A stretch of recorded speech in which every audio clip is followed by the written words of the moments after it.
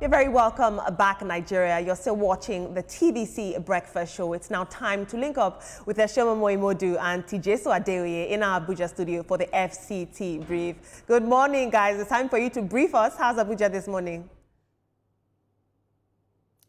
Thank you, Olamide. Abuja is doing well. As you can see, we have our table loaded for you this morning, so sit tight. What a beautiful Tuesday morning here in the city of Abuja. And just today, over 500 editors will be arriving in Abuja ahead of the annual National Editors Conference. And the president will declare the conference open tomorrow at the presidential villa. You have we have Professor Awa Kalu and SAN. You have Governor of Imo State. You have the Sultan of Sokoto. You have Professor Sherif Gali, who will be doing different papers on governance, security, and electoral matters. And it's a session, a two-day session that's loaded. And we'll be looking forward to that. Well, for me, aside, the personalities that are going to be gracing the nation's capital, I just like, the topic or the focus of that convention, because now is a time when we need to restore public trust. Exactly. A lot of citizens have lost public trust in government, and having editors here meeting with government directly is just a step forward in changing and correcting certain narrative, especially as we're approaching the 2027 election. It's quite a sensitive time, and I think it's a right step in the right direction at this crucial time. Gatekeepers moving the gates to the federal capital. Indeed. Well, let's move into what we have for you today. Good morning and welcome to FCT Brief. The main opposition, People's Democratic Party, is once again wrestling with a crippling internal crisis, raising serious doubts about its capacity for unity ahead of the next electoral cycle. All eyes are on the historic city of Ibadan, the chosen venue for the party's crucial convention this November. However, what was intended as a demonstration of strength and is rapidly turning into a high-stake battleground. The unity of Nigeria's largest opposition party is, simply put, on shaky ground. At the heart of this deepening turmoil is a direct power struggle pitting the current acting national chairman, Ambassador Umar Damagum, against the influential minister of FCT and the former Rivers State Governor, Nyesom Wike. The central point of contention remains the continued tenure of Damagum and the clamor from the Wike camp for his immediate replacement by a candidate from the North Central region, in line with internal party agreements following the exit of the former chairman. And this disagreement is more than just a personality clash. It's a fight for the soul and structural control of the PDP. Now, the political tension has split over into judicial arena, with the Wike faction reportedly employing legal strategies, including court injunctions aimed at stopping or derailing the planned Ibadan convention. While the party's leadership, led by Damagum, has celebrated a recent court ruling affirming the PDP's right to proceed with the convention, the threat of legal challenge still looms large. The intricate legal maneuvering suggests that the outcome of this convention may ultimately be decided not by delegates' votes, but by a judge's gavel, plunging the party into an unprecedented state of uncertainty. Joining us this morning to dissect the complex legal and political implications of this crisis is a distinguished legal mind who has been following party politics closely. He is recognized authority on constitutional and electoral law. Please welcome to the studio Oba Madu Abuchi, a senior advocate of Nigeria. Nice to have you. It's always a pleasure. Thank you, sir. Good morning, gentlemen. Yeah, let's start this way. One political party, the PDP, the leading opposition party, we have two court orders, one given by a federal high court, the other one by a state high court.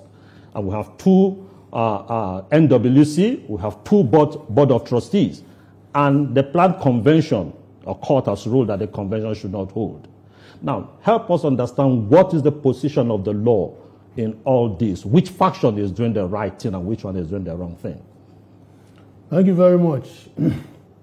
Let me start from what you called 2NWC. If not for mischief, you can't have 2NWC in a political party controlled and monitored by INEC. Unless INEC wants to do mischief. INEC knows who the national chairman of every political party is. if you want to change the structure, if you want to change the person, you must inform INEC 21 days to the meeting where that is going to happen. So unless and until INEC is validly informed that we are going to meet on such and such a day to remove Damagun, it's nearly impossible to remove Damagun. Now, the last week when they held their NWC, National Working Committee meeting in Abuja, Section 82 of the Electoral Act demands that you give INEC 21 days. That was done. If you remember, there was a time they postponed that NWC twice because Sam Dadi said he didn't sign or he wouldn't sign. Eventually, all of them now agreed, and Damagun signed and Sam Dadi Anyanwu signed the notice. And I think that is what settles the whole issue about 2 NWC. That notice signed by Sam Dadi Anyanwu and Damagun contained a date for the NWC. It contained a venue for the meeting of the NWC. It contained the time where the meeting will take place. INEC sent observers. It's optional to them anyway. They can send people or they may not send. But usually they send particularly for PDP, now that PDP is in the intensive care unit. So INEC is monitoring it carefully. So when that meeting, which INEC was informed of, which it knows who will chair, because it has a copy of the constitution of the PDP. That is the only NWC which INEC ordinarily should receive communications from and know the outcome of that NWC meeting. Outside of that, no other person can call INEC and say, we held PDP NWC meeting elsewhere than where we told you. I don't know if you get my point. Yeah. Yes. So, insofar as the procedure was followed and adopted, 21 days notice, we are going to hold our NWC meeting on such and such a day, at such and such a place, at such and such a time. And these are things we are going to discuss. That is the only... So where does the court come in? Because there was a court ruling that also said the convention cannot hold. I will get to the convention. Oh, okay, yes. Okay. But let us finish with the NWC so that people do not begin to... It's like I always ask, can a local government collect taxes from the federal government? Mm. Can one person say he's suspending the NWC of a political party? How? Suspend the NWC. I'm not a politician. Everybody who knows me knows I'm not a politician. But I tell it as it is. You cannot, because you have a grouse with members of the NWC, now go on A and say, I have suspended the National Working Committee or National Executive Committee of a political party.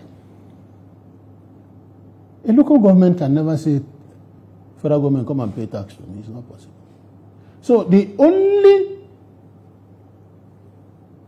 NWC INEC can deal with is the one that gave it notice that it was going to meet in Abuja last week. And that is the Damagun NWC. Any other thing is an aberration. Any other group just went for a jamboree, a bazaar. They are mischief makers, interlopers. Well, SEN, some people say that, or they argue that this saga exposes deeper cracks within the judiciary itself. If I may just touch the judiciary, you know, all I've spoken now is about the PDP, yeah. Right? Now, the judiciary, every judiciary is a creation of a statute. No court creates itself. It's a statute that creates. And with respect to the Federal High Court, it is created and its jurisdiction is given by Section 251 of the Constitution. anything that is not in Section 251 cannot be done by the Federal High Court. That's why we call it a court of enumerated jurisdiction. Anything that's not enumerated, it cannot do. Now, apart from those things enumerated specifically, there is a proviso. And any other jurisdiction given to it by an act of the National Assembly. Right? But it's still under Section 251. It is 251 that authorizes the National Assembly to donate jurisdiction to the Federal High Court. Now, if you read Section 251, controlling political parties, deciding when they hold conventions, it has nothing to do there.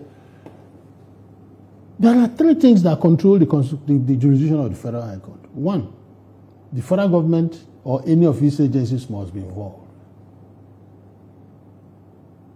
Now, the issue at stake must be a challenge to an administrative or executive act of the federal government or any of its agencies. And there must be an injunction or a declaration. These are the three things. So once there is no act of the federal government or any of its agencies in contention, the Federal High Court does not have jurisdiction. And does previous disciplinary cases like in River and in Imo offer any precedents for addressing potential misconducts in the Oyo State ruling? Yes. You see, we all know that an order of court, whether it is good or bad, must be obeyed. Right? A court cannot convict you and say, you are sentenced to 5 years in prison. So you don't have jurisdiction, I'm going home. It doesn't happen. You go to prison, then you brief me, pay me, I'll go to court and say, that man that sent you to prison didn't have jurisdiction. You remember Ojikalu? When they convicted him, he went to prison.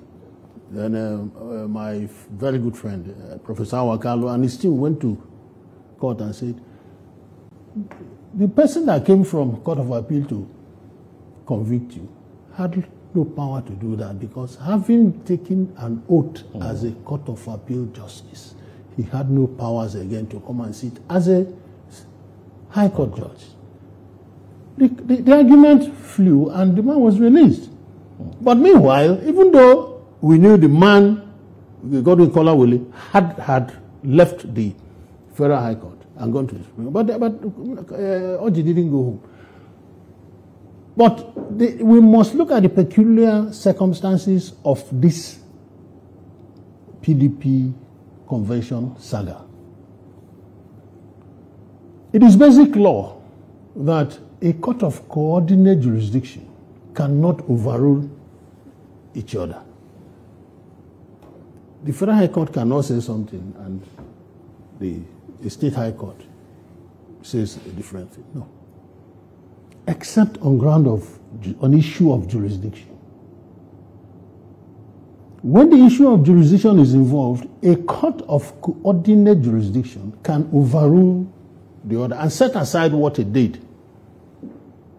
You understand? I'm speaking to over 600 people. I'm speaking, the CJM is listening, all the judges of the Supreme Court, and so I'm very, very careful. The only time a court of coordinate jurisdiction can overrule or set aside what another court did is on grounds of jurisdiction. You didn't have jurisdiction to do it. For example, if a High Court does anything on mines, the Federal High Court will tell you, you don't have power. I have the power. So I'm saying, if this has gone on unchecked, considering previous controversies such as this, and it has gone unchecked, isn't this also setting a dangerous benchmark? Obviously, and those of us who have spent more than half of our life in this law profession, when we watch what is happening, two of my children are coming behind me as lawyers. I wonder what they are going to meet. There was a time, there was a lot of honor about the judiciary. A judge will, if you come and say, look, I don't have power to do this. You remember that a vacation judge removed the national chairman of PDP. A vacation judge. in Opobo exercised jurisdiction over Jesus, the national chairman of PDP, and removed him. And the vacation judge is somebody that is supposed to work under a very tight aperture. Because the essence of vacation judge is, if there's an emergency, let us not leave the place unguarded. So you take care of it. Somebody is in prison, somebody is in cell, and they want him to come out.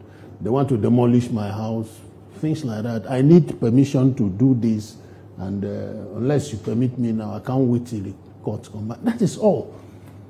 But a judge sitting as a vacation court made an order that removed Uche Secondus.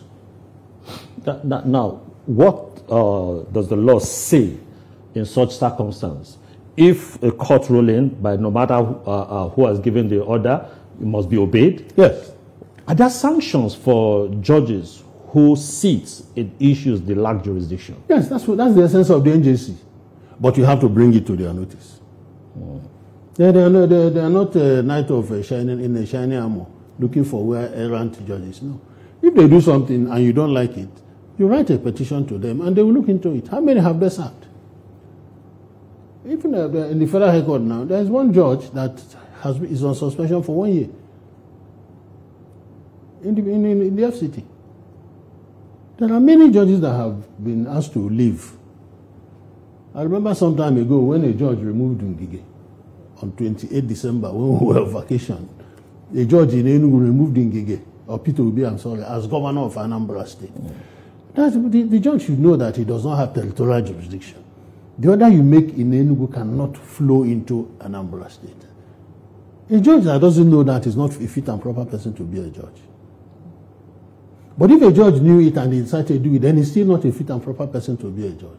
So at this stage, is the judiciary in a reactive or proactive stage? No, at this stage, we are presented with a tight situation. Because, in my opinion, the proper court that has jurisdiction over that issue is the Oyo High Court. Because there is no act of any federal government agency or the federal government in issue that will give jurisdiction to the Federal High Court. And there is no candidate brought the issue challenging the conduct. You see, in law, we don't waste words. So the only thing you can challenge is the conduct, which means that it must have happened before you can go to court. You cannot be preemptive. What you are entitled to challenge, if you read section 8414, is the conduct. Outside that, nothing concerns any court with internal affairs of a political. So now, we expect, as I'm hearing, that petitions have gone to NJC, and so we are watching. Now, help us understand. Somebody says a certain conduct of their political party it's not in line with their laws. And they feel aggrieved. I'm talking about the Abdurrahman, the Wiki faction. They feel aggrieved with certain things happening. They will leave the party. You see, the constitution of a party is not binding on the party. I don't understand. Constitution of the party. It's not. Not binding on the party. It's not binding on the party. It's only binding on the individuals. The individual members. You don't understand it? Throw light on it. Yes. No. You see, the constitution of a party sitting as a voluntary organization can say, we don't want to use this our constitution today. The constitution of a party is not an organic instrument. It is not the constitution that gives the party life. It is the party that gives the constitution life. It's like Nigeria. Nigeria's constitution is organic. That is what gives life to Nigeria. That is why anything the constitution says we must do. You remember in 2011, when they were doing Jonathan's convention, It was suspected. They said the court in Enugu had suspended the then national chairman, Okwi Nwodo. Okwi came to conduct the convention to ratify Grulok as, and they said no, you are suspended by order of a court. He said no, I have set aside the order. The convention said we don't want to take any risk. They say constitution or no constitution, you stay. Haliru, national vice chairman, deputy national chairman, not come and conduct the convention. Under the constitution, it's only the national chairman that can conduct the convention. But the party that owns the constitution and made the constitution and decides when to use the constitution or not said, we don't want our national chairman to preside today. And they held the convention. Jonathan emerged and became president for 4 years. So you cannot, even when a vote, you see, there's something we call ultra-virus. No voluntary organization can act ultra-virus itself. Its highest control is itself. Whatever it says together is binding. That is why, but an individual who wants to take benefits of being a member of that organization must act pursuant to the constitution. But the organization itself, when it wants to act, it may act according to the constitution. But when it is not expedient, it can elect another expedient and say, we don't want this, this is what we want. And it becomes. All right. Mr. Amadu Abuchi, in the case that consensus collapses, should Nigerians brace up for a parallel convention? And what domino effect could competing conventions have on the party's 2027 electoral prospects? You cannot have two conventions. So we'll have no convention at all? No, there must be a convention. I had earlier said so. INEC is an organization of records. Somebody informed them when they are going to hold their convention, isn't it? The date, and that is pursuant to Section 82. You get in 21 days notice, we are going to hold conventions to elect new officers. Outside of that convention, there can be no other convention. I know Joash Amupito. When he came to just about 1892, I was about 10 years or 12 years as a lawyer. So I know him very, very well. I saw him rise before he became professor and essay. I know him very well. He's not the kind of person you will mock around with. He does not talk much, but he's a very resolute person. Okay. Is it possible that this matter be escalated to the Supreme Court? Now, you said outside jurisdiction, a state high court can overrule on jurisdiction. On jurisdiction matter. Yes. Now, is it possible if these aggrieved individuals now decide to go to appeal at the appellate court and escalate to the Supreme Court? Do they still have a window? Of course, now, of course. So yes. The convention can be derailed if the Court of Appeal decide that no, it should not. If the Court of Appeal says don't hold the convention, maybe today is Wednesday. If they say so on Thursday, you stop.